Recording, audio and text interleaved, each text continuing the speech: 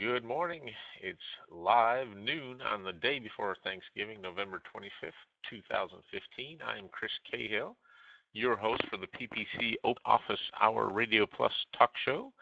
I'm welcoming you to all to call in live right now, register live, but I don't know how many people are going to show up on the day before Thanksgiving, and that's okay because a lot of you will see this in cyberspace on YouTube and our own channel as we're developing it. I do have some content. I had a question come in over the weekend from a fellow who's going to be on vacation this weekend or this week, and just wanted me to sort of put it in the can what the answer was, and I think that it'll be very relevant for the rest of the audience over time as well. But I'll wait just a few minutes to see if we have any questions. If you're logged in and to our live session here and you have a question, just hit the ask a question or raise my hand button on the platform, and I'll be happy to address anything you want. Just a reminder that the format of this show is that I am here to answer questions that you have live, hopefully. You can call in and be on the line with us or use the chat box. I have it on set to moderator so as to not publicly display the questions that you may or may not want to be displayed. But so you can call in live, ask a question. You can submit a question to me. I'll have my email address at the end. But the idea here is to ask me anything that you want, get a uncanned response in business person speak. So the audience to this session, these sessions are not the consultants that are out there that already know the ins and outs of this. This is not a inter-industry publication, so to speak. This is for business people who have, I'll call it 50-foot view questions, or maybe even 10,000 or 50,000 foot view. We can dig in as we need to, but frankly, there's a lot of good resources out there already for the technical sort of which button do I press to do this. I'm dealing more with the higher level questions such as what's going on, why should I do this, does this work? Those types of things. So if you have specific questions about an industry or you see something funny on the screen and you want to know what's going on there, by all means grab a screenshot, do the alt print screen and put it somewhere, shoot it to me in an email. I can address it as we go along through these weeks. This is a free resource. There's no sales pitch or special offer or anything. We provide this as a way for you to get to know the Web Vitality organization, specifically me, but there's a whole team of people behind us.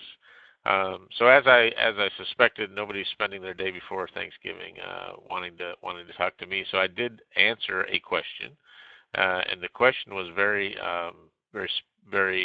general, but very common. It's one that I get a lot when I run into people that are curious about what I do or how something works on the web marketing. So I'm going to switch on the screen. I'm going to take my beautiful mug off of there, and I'm going to present a PowerPoint that I made, but it's really more screenshots. And again, live Wednesday noon, here we are. Here's my stuff. I post the recordings to our Open Office Hour Twitter feed. You can always reach our company at our website, on our Twitter campaign, or here's my personal stuff if you just want to see who I am. But I get asked a lot, which is, how does paid search work? How do I get to the top? How does my competition keep getting to the top? If you think when I describe what I do for a living, the three initials that often come back to me is SEO. Oh, you mean SEO? Well, SEO really is the free listings that come as part of a Google search. The paid ads are what's known as paid search. Some people will describe this as search engine marketing, SEM, and it kind of combines both. But very specifically, paid search, it's not necessarily Google. It could be Bing or Yahoo or various other things, but Google is the dominant force. I was in the news about a month ago or so that Yahoo is actually basically subcontracting out their search to Google and Bing. So there's not really a big playing field for people other than Google with a slight smattering of Bing. But how does paid search work? I thought the best way would be to build through a process in which we see how Google can work and where ads start to show up. So imagine you go and you do a search on Google and you put in the word consultant. I just use this because it's sort of our industry in a nutshell. But you search consultant. It's a very broad term. Google looks at this and they go, boy, what do we do with this? What do we present? Keep in mind, Google does know that I live in San Diego. It knows who I am if I've logged into my Gmail and all that, but it still doesn't really know what to do here. So in my childhood, my grandfather, believe it or not, sold World Book encyclopedias. So we had a set of World Book encyclopedias, and that's essentially the response that Google is giving you here. It's like, well, you've typed in a word, we'll tell you what this word means, right? It's sort of the version of a thesaurus or a dictionary or something like that.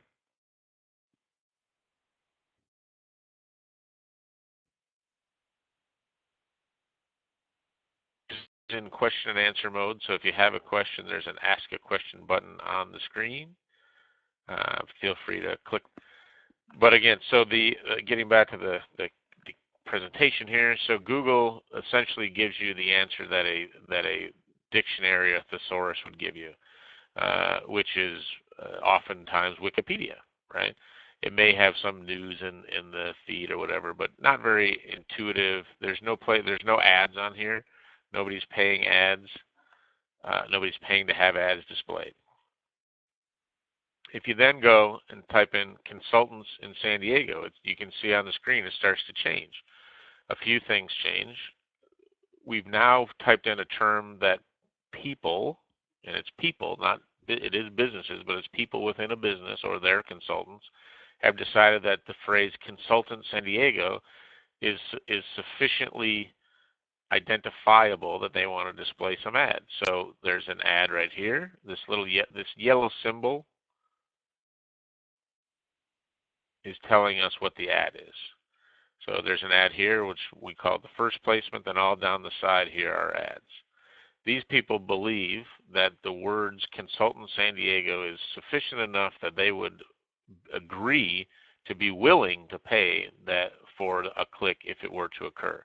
And here you have Deloitte Consulting. That's a big company.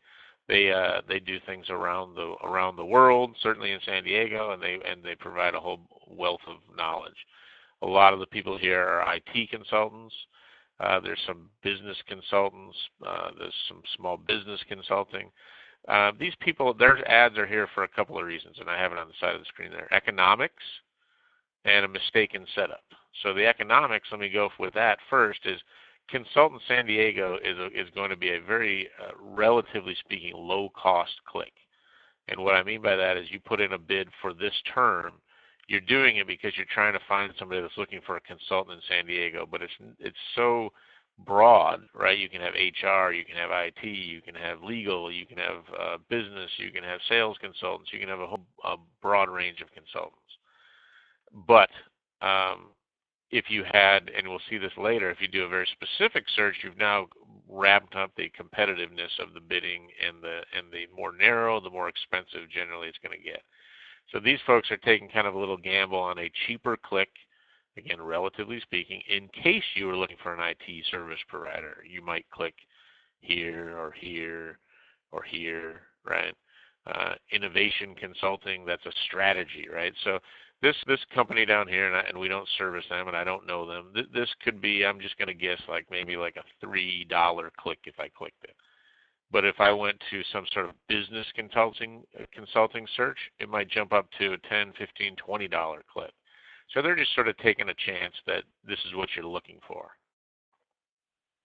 The second option of this is a mistaken setup, overly broad setup, or just an incomplete setup. What anyone will find when they go through the Google AdWords setup for their very first campaign is that they make a very easy start. They look at your website, they look for some terms, they give you some terms, you write one ad, and you're in business. It's a very easy to set up process, but it's the leakiest boat you're ever going to jump in, because again, you're going to show up in searches like this where it's not very defined. You're going to potentially spend a whole lot of money on people that aren't your clients. You're also going to get into searches. That ad could show up if somebody said, how do I sue a consultant? in San Diego. The very same search terms could have presented your ad. Now you're wasting money. How do I become a consultant, right? That's not what they're looking for. They're looking for clients. And then I'm going to go over here and show you, because this search term included San Diego, what's known as a local pack comes up, and that's the group of people that, because you've now used geography in your search, they're going to give you what's known as a local pack, which you can see as a map, and there's a vast array of dots on here, and each one of these dots corresponds to somebody within the Google database of people that would call themselves a consultant in San Diego. They've selected 3 due to their popularity, due to the number of clicks that they have, due to whatever they want. These 3 people show up for absolutely for free.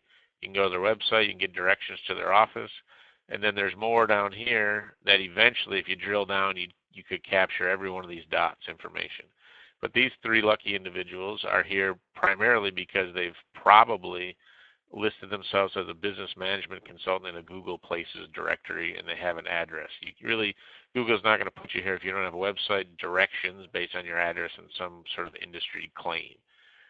The other people on here may just call themselves consultants, or they don't have as much information or as much web traffic. Google's taking a guess. We'll see what happens, but they didn't pay anything to be there, so it turns out to be pretty lucky for them. The one that worked hard to get here and is here because of the content alone. So when Google says, what is this person most likely looking for, this result down here is the one that matches, right? The list of the top management and IT consulting firms in San Diego by a website called consultingcase101.com, a list of consulting firms in San Diego, California. They are the #1 organic, meaning naturally occurring. It was not paid to be there. It was free. And when you hear somebody talk about SEO, this is the results that they're looking for. People kill to have that same spot. They put a lot of effort in there. They pay people to write content. They just dream and pray that they're going to be there. There's no control over it. It takes a long time and a lot of hard work to be there. Where on the opposite end, this company right here, MoveWindward.com, the SoCal IT experts may have just started this campaign literally 2 minutes before I did this search. So 2 minutes worth of work, potentially 2 years worth of work. And this listing is ahead of it. So this is when ads start to show up. I'm going to go to the next slide to show you what happens when we're at a point of more specificity. So I have done now marketing consultants in San Diego. So do I need marketing expertise is the question. Creative Circle was the top bidder. I'm going to go back to what's all this stuff right here, but we now have 3 ads in the top. So Google has decided to put 3 here instead of 1, most likely because these people are willing to pay a lot more than they were on the past screen. The local pack, you'll see there is a 3rd one, but it wasn't even on the screen on my desktop. I had to scroll down. No organic. So unless I'm willing to scroll past all of these results, I don't see anybody that got there via their SEO work. Ads 4 through 10 are going to be less visible as you go down. If you do a heat map, essentially the heat map kind of looks like this, right? It looks in this area, and then it goes down. Eventually you get over to here, but not as likely. I feel like John Madden on the telescope here. Telestrator. So if we look at ad number 1, right? We have the big title, we have their URL, we have their ad text, we have these things called, this is full-time or freelance, hire within 24 hours, experience local talent. These are all called call-outs, or just more information that Google can choose to put up there. Several of these advertisers over here probably have call-outs in their campaign, but they didn't pay enough and their quality score is not high enough to be up at the top, so they don't show. They also have these site extensions. So this is a page, this is a call-out, this is a separate thing. Request a freelancer looking for talent. These are separate parts of the ad for this Creative Circle company.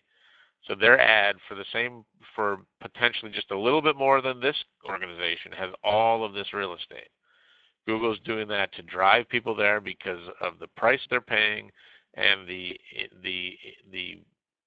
belief that this is what the searcher, their user, is really looking for.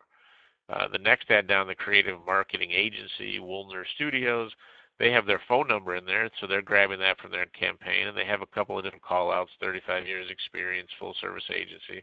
They don't have the extensions, but it's close. And then you see the next one basically is just the standard ad stretched, right? So when you're in the top 3, they put your website there, whereas they don't do it over here. And the ad looks a little bit more readable. It's not the 2 lines; it's 1 line, so it gives you a little bit more creativity. But if this company right here in position 5 bid a little bit more, their ad would most likely look like that, and this ad would come back and look like this formula here. This ad has a phone number because it's entered. Again, no control over the local, but if you have it, great. You'll notice, again, no SEO. These are all paid people with the exception of local sort of SEO. So that's marketing consultants. But if you think about it from a practical standpoint, a marketing consultant is still a very broad field, right? Is it digital? Is it print? Is it teaching marketing? Is it consulting for small business, for big business, for direct mail, for TV shows? Who knows what it is, right? But if we go the next one, I'm sorry, this one is what this looks like on a phone. So depending on the search terms, the phone traffic, mobile traffic can be astronomically high. It can be 60, 75%.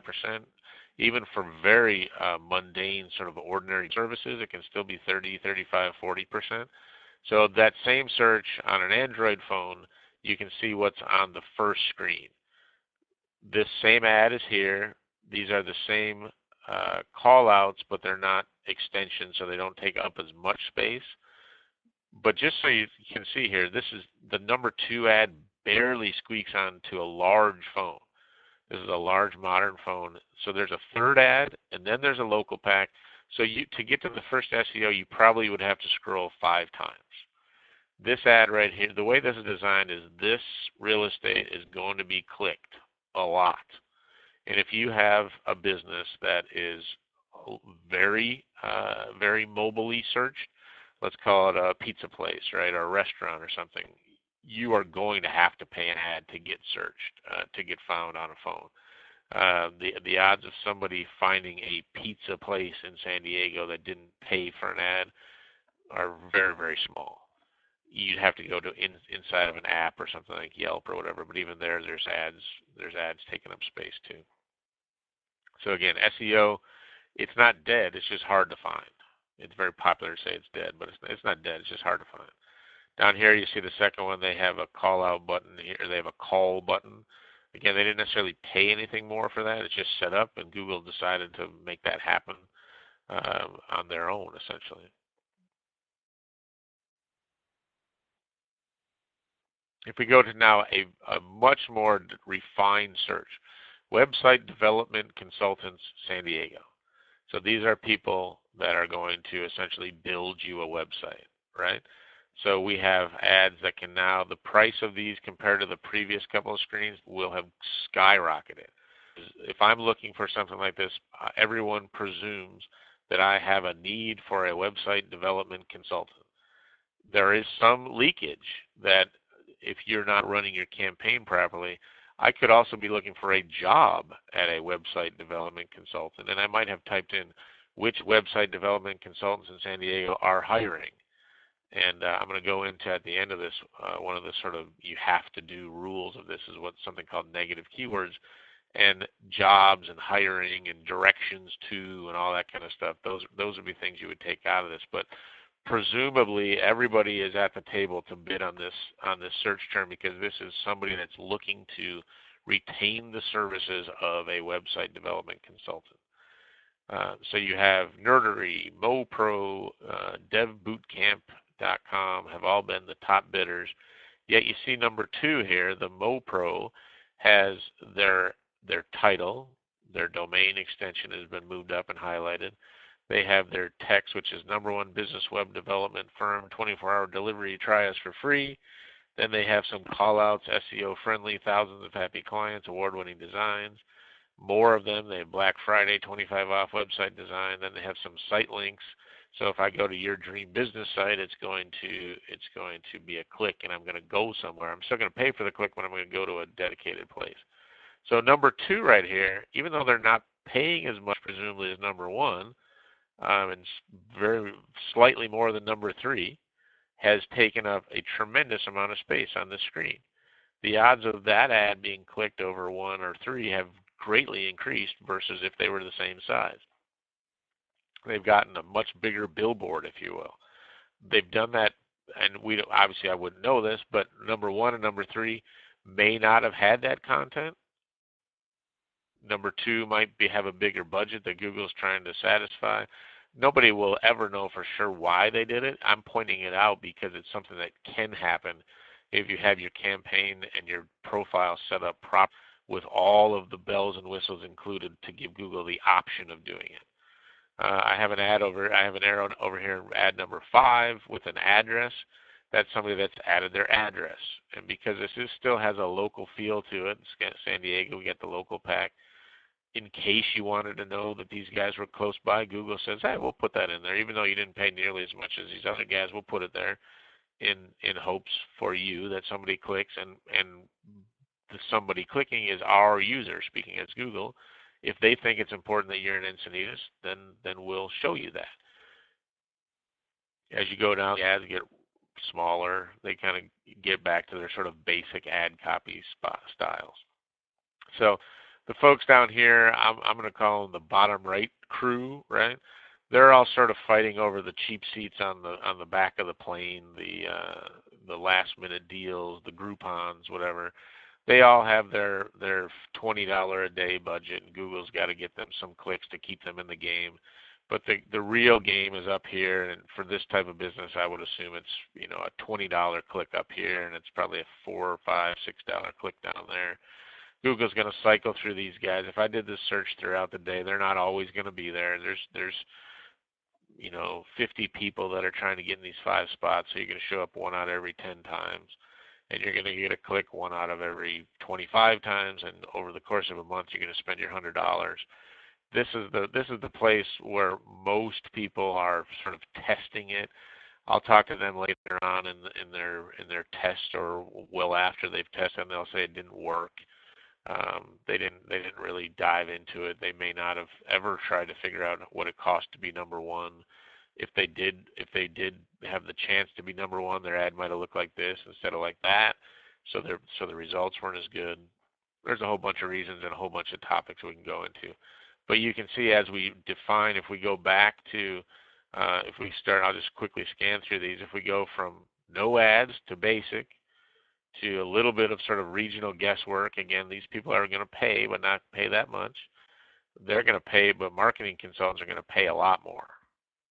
This is where the big money changes hands, right? And this is where most of the money is spent by the professionally run campaigns, because it's very narrowed down, and you can really get in the game here.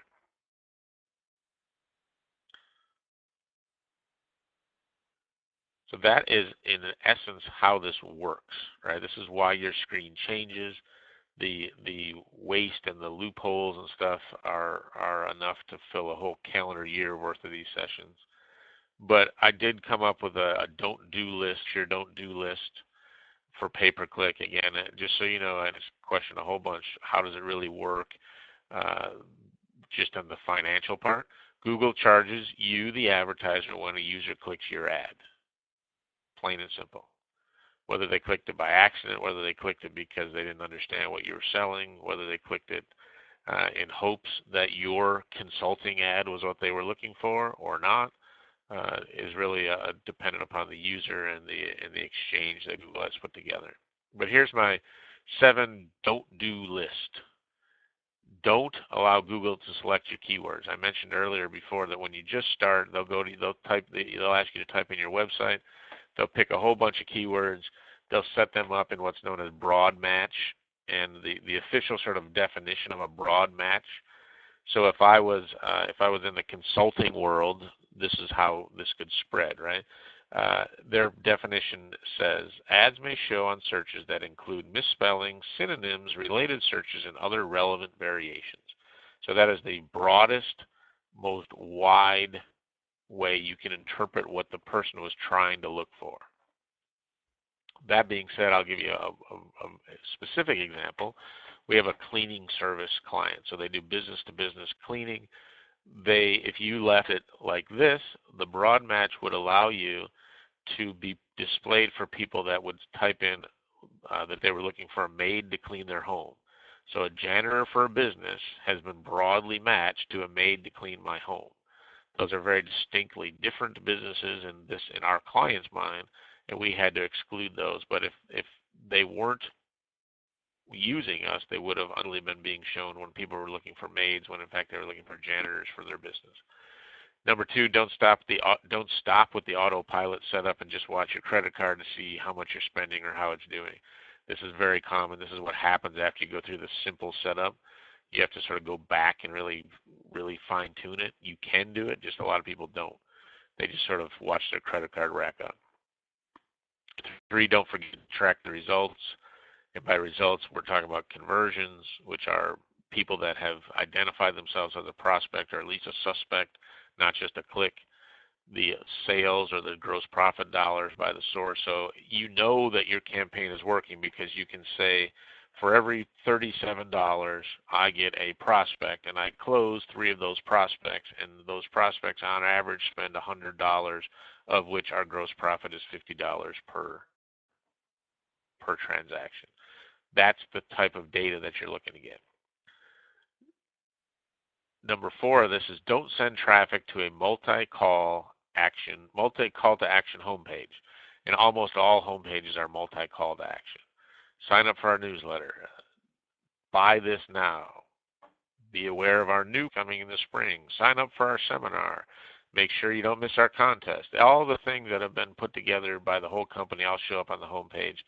And if I have a very specific program that I'm looking for specific products, a specific service, I don't want to have to sort through all that stuff. But a vast majority, not majority, but a lot of clicks go right to the homepage, which is a big mistake. Number 5, don't send traffic to a page or site that is down. Get a monitoring service. Google does not only display clicks to sites that are working. So you have to make sure that your page and your site are up. There's solutions for that. Make sure you have one. Number 6 is don't buy traffic when you're not able to assist in a conversion if that's required for wins. And what that means is if I have a product or a service that I need customer support for, whether it be a chat box or a call center or a salesperson, and my service is such that people tend to call me, even when they click on the ad, they want to call me. Running my ads when I'm not going to answer the phone is wasteful. Those dollars could be used better, but people do this, and it's a setting. I'm going to say it's hard to find. Once you know where it is, it's not hard to find, but it's not easy. And the last one is don't assume that your competition knows what they're doing. So just because you see an ad from your competition on Google doesn't mean that's what you should do. It doesn't mean that that's how you should write it. It doesn't mean that it's working. Don't assume that anything is working until you know that it's working. And even if you're doing it, it might not be working as well as it could be if you're doing something else. And so you always want to be testing in the AdWords space. Now, my big picture must-do list is 8, not 7. No particular reason. Again, Google charges when the user clicks. And here's your must-do list, right? You must continually grow your negative keywords to limit the leakage from your campaign. The human mind is capable of searching just about anything. And if you're not checking in on your campaign, I'm going to say at least on a monthly basis to see what is being searched and how you're showing up, you're going to have leakage, you're going to have spoilage, waste, whatever you want to call it. Part of your budget is going to be wasted on people that you just know when you see the search term that isn't what you wanted to connect with. So number 2 is, again, it ties into that, is know what your clickers were searching for exactly. What did they type in? There is a way to find that. It's not easy to find until you know where it is. Then it's easy, and your gut instinct, your business acumen can kick in, and you go, "That's not the person I wanted. That wasn't the person driving by with the billboard I wanted to put up." Like I mentioned earlier, how do I get a job at a consulting firm is different than how do I hire a consulting firm, right? So a lot of organizations that aren't actively hiring or don't want to waste their marketing budget on trying to find employees are going to put jobs, career, opening, employment. They're going to put all that on their negative keyword list. The flip side of that is you're going to find out that some keywords are where you want to put all your money. Some of them are magical, right? They convert at a much higher rate. So you're going to adjust those upwards, potentially spending the money that you save from the leakage on the other side. Number 3 is you must understand your numbers. Again, it's the flip side of if you don't, that you have to know what's going on. But what's your CPC, your cost per click? That's the charge that you get on the click. But what's your cost per conversion? If you don't know who's converting, you don't know what your cost to convert is. You don't know what your cost per lead is. You must have a flow in the user's eyes. So from the keyword, what keyword I bought, to what ad was shown, to what landing page they went to what offer they were presented with, and then lastly the call to action. And believe it or not, it can start all the way in the beginning before they even see your ad, right? If somebody's looking for a review of a product, they're probably not likely going to be looking to buy a product, right? So your call to action for somebody looking for a review is going to be download our review, get a review. It's not going to be become our customer. On the flip side, if somebody's looking to shred confidential documents, they're going to type in shredding documents. They're going to want to see an ad from a company that shreds documents. They're going to want to get a quote. They might want to get 3 quotes, but they also might want to schedule service, right? So you have a call to action to schedule service. You have a call to action to get a quote. You may want to test those 2 out, see which ones work. One of the keys to converting is having an ad that projects what's going to happen. So if you want them to call, you put in the ad, call for a quote. So if they click that, they kind of know what they're getting into. And so I've mentioned the phone number a lot. That kind of segues into number 5. Use a separate phone number so that you can track. Again, it's number 3. It's all these things all rolled into one are amazingly simple to do with call tracking that's out there today. You have to have a separate phone number. There is way too many people advertising online that aren't capable of distinguishing the traffic source, whether it be a truck on the road, an existing customer, a ad in a direct mail piece from their organic website. You want to have the organic stuff, but you need to know if it's working. There's ways to insert a phone number when you're buying an ad through a pay-per-click. You have to take advantage of that. The flip side of the don't send it to your home page is number 6, send to a landing page. And that landing page has to have a limited call to action. So a landing page with a 1, maybe 2 thing to do is completely different than a home page. It's a much better experience. It matches the user flow, and you're going to have much higher conversion rates. Number 7 is don't assume what your competitors know what they're doing. The flip side of that is you must know what they are doing, right? That you must know what's happening in your marketplace. In a lot of businesses, there's a big global brand, and then there's several independents. Know what's going on. If you think that you're advertising in the 1st spot, but in reality you're in the 5th spot, you don't know that by just clicking on there randomly once a month and seeing where you're at. 1, you might not even be there, and then you overreact. You need to know what's going on. You need the data from the source, the dashboard of the AdWords campaign, from your consultant, from your marketing person, whoever it is. You have to know what they're doing is almost as well as what you're doing. There's tools out there, there's data out there, but you have to be aware of it. We help people in a specific industry where the dominant global behemoth of that industry is doing some really innovative stuff, and I'm fairly certain that most of the people in that business aren't aware of it. They're changing a lot of their sales process and procedure and methodology, and not a lot of people are aware of it, but you can see it online just by paying attention. And the last one here is you must take advantage of all the enhancements or pay people like us to do it. And those enhancements, again, were the site extensions, the call-outs, the things that make your ad look 3 times as big for no extra money. Google can't give you that little bonus boost if you don't have the ingredients inside of your campaign to do that. So that is my do list, my don't list, and my sort of what you need to know primer. I'm going to call that the 10,000 foot view of AdWords. Again, I am here every Wednesday at noon Eastern Time, 9 Pacific. If you have a question but you don't want to come on the air and you want me to be able to do it, I'm willing to do that. If you want to email me at chris@webvitality.net, but you don't have to do that. Please just show up with your questions. I'd rather do it live. It's more fun for everybody, and the back and forth allows for a much more engaging conversation. If you need private help, we do offer hourly strategic and technical consulting and implementation services. And for people that we sort of vet through an application process, we become much more engaged and become the outsourced or insourced marketing department for you. We have some spots available for that in addition to our existing clients. But that's who we are. We're here to help you every Wednesday at noon Eastern Time. Talk to you next time. Bye-bye.